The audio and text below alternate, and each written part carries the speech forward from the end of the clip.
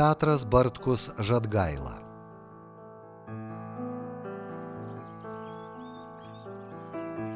Likęs ąžuolas yra, nors buvo pasakojama, kad visa sodyba buvo apsodinta ąžuolais, tai dabar likęs tik vienas ąžuolas. Ir giminaičiai dar 21 amžiaus pačioj pradžioj pastatė paminklinį akmenį, kuriame įamžino, kad čia yra ta gimtinė Petro Bartkaus Žadgailos. 1950 m. lapkričio 23 d. Lietuvos laisvės kovų sąjūdžio gynybos pajėgų štabo organizacinio skyriaus viršininkui, partizanų majorui Petrui Bartkui, slapyvardžiu Žadgaila, už organizacinius nuopelnus ir pasiaukojimą paskutinėse kautynėse suteiktas laisvės kovos karžygio garbės vardas ir 1 laipsnio laisvės kovos kryžius su kardais. Tai vienas iš 8 laisvės kovotojų karžygių, Petras Bartkus, yra vienintelis karžygys iš Lietuvos laisvės kovos sąjūdžio deklaraciją pasirašiusių signatarų. Tai, jis turi 2 tokius nuopildus, tarp tų 8 ir tarp šitų 8 2 kartus patekęs. Tai yra pats jauniausias laisvės kovotojas karžygys, žmogus, kuris įvertintas jau po mirties, o žuvo būdamas 24. Petras Bartkus, slapyvardžiu Žadgaila, buvo jauniausias ir vienas pirmųjų Raseinių apskrityje, kuris telkė jaunimą į partizanų būrius ir skatino priešintis sovietiniai okupacijai. Jisai gimęs 1925 metais ir jeigu į kovą atėjo 44, jau į partizanus konkrečiai mišką išėjo, tai jam buvo tik tai 19 metų. Tai visiškai jaunas ir per 5 metus jisai, kaip rašoma ir pasakojama, kad jisai apėjo tiek, kiek užtektų turbūt visiems partizanam. Tiek vienas jisai apėjo visas apygardas, visas rinktinės, visas sritis partizanų. Tai išties jauna asmenybė ir žmogus, kuris, tarsi, sakytum, gimė tam, kad kovotų, bet kovotų, turėtumėm jo asmenyje įsivaizduoti ne tas, kuris paėmė ginklą ir ėjo prieš akį kovodamas, bet jo indėlis buvo organizacinis kovos. Ir žmogus, kuris dar, būdamas nepilnamečiu, jau suvokė tą kovos prasmę, jis jau prie nacistinės Vokietijos į tą pogrindį traukėsi ir bandė įvairiomis formomis kovoti. Dar 43-ais įstojo į Lietuvos laisvės armiją. Ir jo visas tas kelias nuo pat 44, kuomet duoda partizano priesaiką, iki 49, kuomet žūsta. Petras Bartkus gimė 1925 metais Raseinių valsčiuje Pakapurnio kaime. Studijavo Kauno aukštesniojoje technikos mokykloje. Dalyvavo Lietuvos antisovietiniame ir antinacinėme pasipriešinime.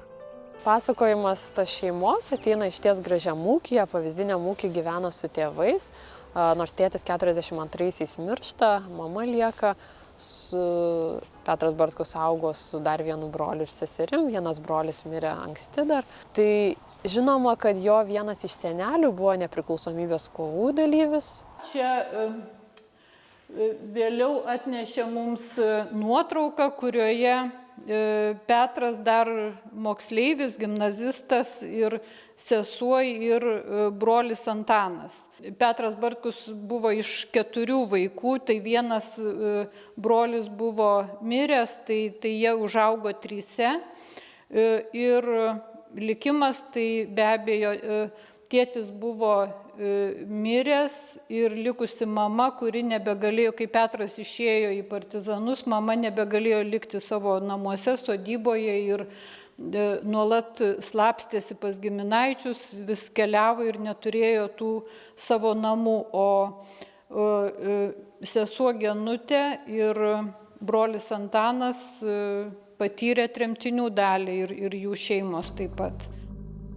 Po karo, prasidėjus antrajai sovietų okupacijai, Petras Bartkus subūrė Raseinių apskrities Kelmės valsčiaus partizanus. Kovos krikštas prasideda gimtuosiuose namuose. 44 birželio pradžioje ateina apsimetęs raudonasis partizanas diversantų, tam, kad jau paplitusi pasakojama, kad čia yra toks Petras Bartkus, kuris telkia jau jaunuolius, kad jų nužudytų. Ir sėkmės tai, kad Petras Bartkus turi ginklą ir pirmiau suspėja tą raudonąjį partizaną nušauti. Tai ta kova, tas kraujas praliejamas jau jo gimtosiuose namuose, jam kito kelio ir nebelieka.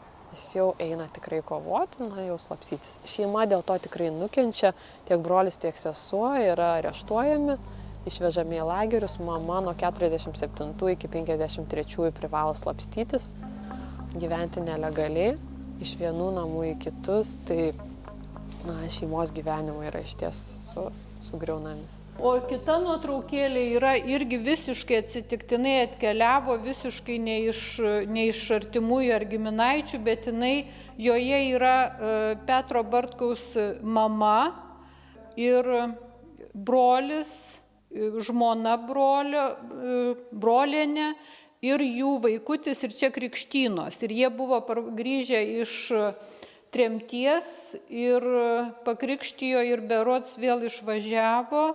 Petras Bartkus taip pat yra tas žmogus, kuris išeina, pasitraukia į mišką, turėdamas mylimąją. Ir tai gana skaudžiai išgyvena, kad jinai lieka ir negali su ja būti. Ir yra keletas laiškų išlikę jų tokių jausmingų. Ir žmonių prisiminimuose tų rėmėjų, ryšininkų, nes Petras Bartkus buvo tas žmogus, kurį labai dažnai matė žmonės, jis tos ryšius kurdamas juos lankė, yra gana šilti prisiminimai. Jaunuolis nuo Dubysos krantų Petras Bartkus savo elgesiu ir kultūra darė gilų įspūdį visiems, su kuo jam teko bendrauti. Ir vienas iš pirmųjų eksponatų, tai turbūt pas mus atkeliavo Petro Bartkaus mylimosios laiškas, rašytas 1948 metais Aldonai, pasirašytas jisai nebuvo, kad tai Petras, pasirašė Antanas, bet pagal rašyseną ir mes žinom, kadangi mums Aldutė pati perdavė šitą laišką, tai mes žinom, kad tai tikrai Petro ranka rašytas laiškas. Ir taip pat tuo pačiu kartu mums perdavė ir eilėraštį, kuris vadinasi Jai ir yra publikuojamas kituose leidiniuose. Ir būtent Jai jisai buvo taip pat padovanojęs tą, atsiuntęs, perdavęs, padovanojęs tą eilėraštį, kuris skirtas būtent mylimai Aldonai Poderytei. Išėjęs į mišką, Petras Bartkus ėmėsi pačio sunkiausio darbo. Organizavo rinktinių ir būrių vadovybę. Stengėsi užmegzti ryšius su kaimyninėmis partizanų apygardomis, rinktinėmis. Pačioj pradžioj, dar 44-ais, jis ima telkti savo aplinkinių kaimų, o tai yra Raseinių apylinkės, Pakapurnio kaime įsigimęs jaunuolius, telkti kovai į būrį, į pasipriešinimą ir gana greitai jis tampa jau vadovybės lygmenį. Jis būsimos sukūriamos Jungtinės Kęstučio apygardos štabe patenka, vėliau jam tenka pasitikėjimas kurti Prisikėlimo apygardą, ruošti pamatus būsimai Lietuvos laisvės kovos sąjūdžio vadovybei. Ir tas telkimas ne tik ėjimas nuo dalinio prie dalinio, bet lygiai taip pat jis kuria puikų rėmėjų ryšininkų tinklą. Keliauti iš vienos vietos į kitą Petrui teko daug. Partizanai vienoje vietoje ilgai neužsibūdavo. KGB agentai ir sovietinė žvalgyba stebėdavo apylinkės, operatyviai reaguodavo pasirodžius partizanams. Ir nors kautynių jam tikrai teko susidūrimų turėti ne vieną, bent tėviniai pareigų ėjimo išlikusiam lape yra 9 susidūrimai minimi. Vis tik sužeistas tik vieną kartą ir gana tokio kvailo atsitiktinumo dėka, kai kovotojui kitam iškritęs ginklas jam peršovė mentį ir sunkiai ten gijo. Prieš sovietinę okupaciją kovojo ne tik suaugę jaunuoliai, bet ir merginos, paaugliai. Su jaunimu Petras Bartkus mokėjo puikiai bendrauti. Žinoma, matom ir to jauno žmogaus paveikslą. Tai Ona Jokubaitytė Sirusinė, pavyzdžiui, 17 metų jai tuomet buvo, Petrui Bartkui tuo metu 23. Na ir jinai prisimena su tokiu cinkeliu akise, kaip štai pakvietė mane, sako, šokti tango. Ir aš įsivaizduoju tą 17 metį, tai ten turėjo būti, kažkas tokio, jaunuolis iškviečia. Amžininkų liudijimu Bartkų sodyboje svečiuodavosi žinomas poetas Jonas Mačiulis Maironis. Jis atvykdavo pas savo pusseserę Oną Mačiulytę, kuri buvo ištekėjusi už Petro Bartkaus dėdės ir gyveno Pakapurnyje. Į Pakapurnį, jų gimtuosius namus atvykdavo ir Jonas Mačiulis Maironis. Ir, spėjama, kad galbūt buvo jis įkvėpėjas to poetinio tokio poslinkio, net yra šeimoje toks likęs pasakojimas, kaip mažas, ten 5 metų Petriukas įsikibęs Maironiui sutaną, einant kartu ant ten netoliese tokio kalno vaizdingo, kur mėgdavo atsisėsti ir ten kartu iš paskos vaikšto. Šalia Petro Bartkaus namų vinguriavo upelis Alkupis. Savo kūrybai, eilėraščiams ir poetiniams kūrinėliams pasirašyti jis pasirinko Alkupėno slapyvardį. O ta knygutė tai čia yra Bartkaus irgi eilėraščių išspausdinta. Ir čia Alkupėno slapyvardžių, nes jisai kaip partizanas tai turėjo bent keletą ten slapyvardžių, ir kurių paskutinis ir kurio pasirašyta deklaracijoje Žadgaila. Jis išties partizanų poetų yra laikomas, dar jam gyvam esant viena poezijos rinktinė yra išleidžiama, antroji jau su kelių dar bendražygių jau po jo žūties. Jo kurtos eilės vėliau paplinta dainomis, kurios po visą Lietuvą išplinta ir tikrai yra dainuojamos, buvo dainuojamos gana plačiai, jau net matyt pametant tą autorystę, kam priklauso šita daina.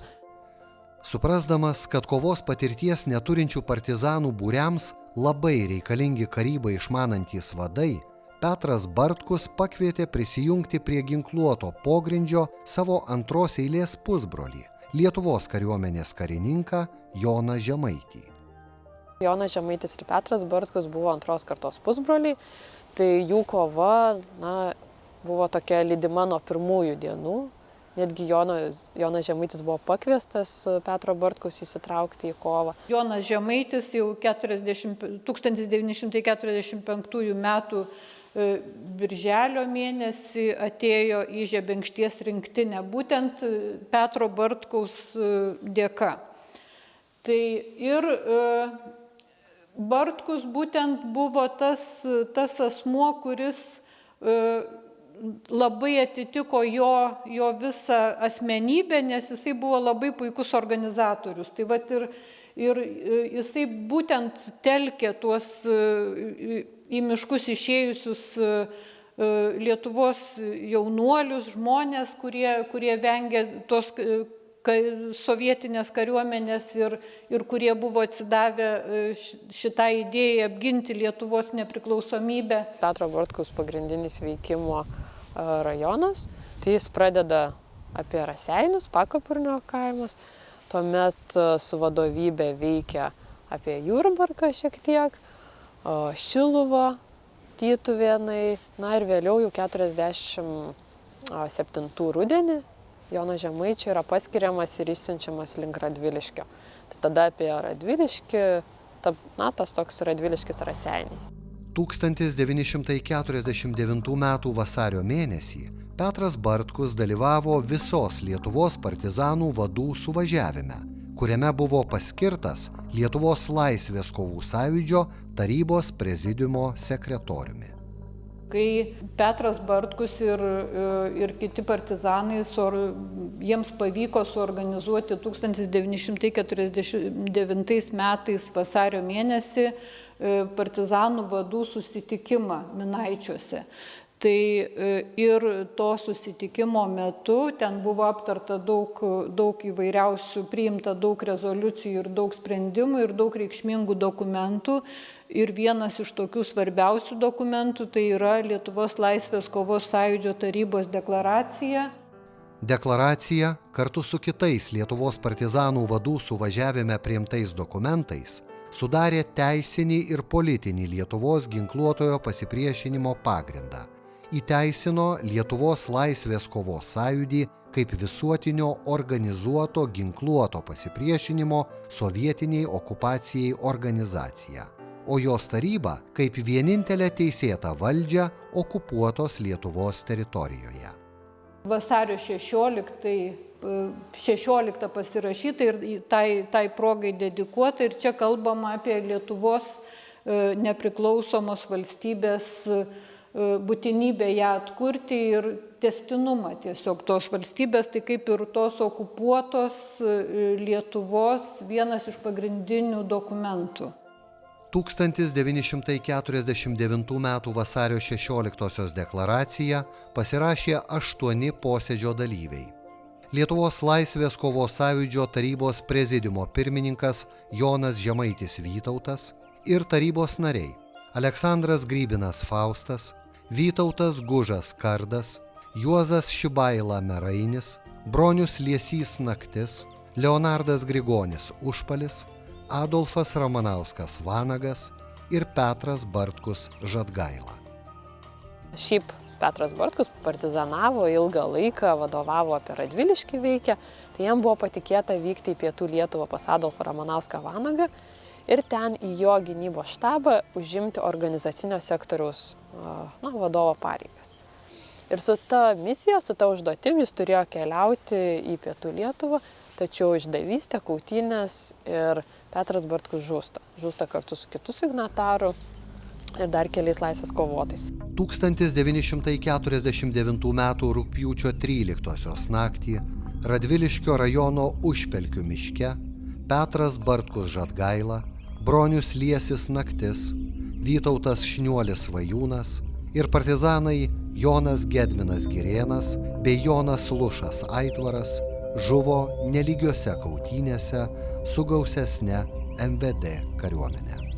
Mes gavom tokį rinkinį spaudos, labai sunykusios, labai prastos būklės ir čia yra 50 metų prie Rymančio rūpintojėlio numeris ir šitame numeryje yra nekrologas Petrui Bartkui Žadgailai rašytas Juozo Šibailos jau 50 metais. Tai vat irgi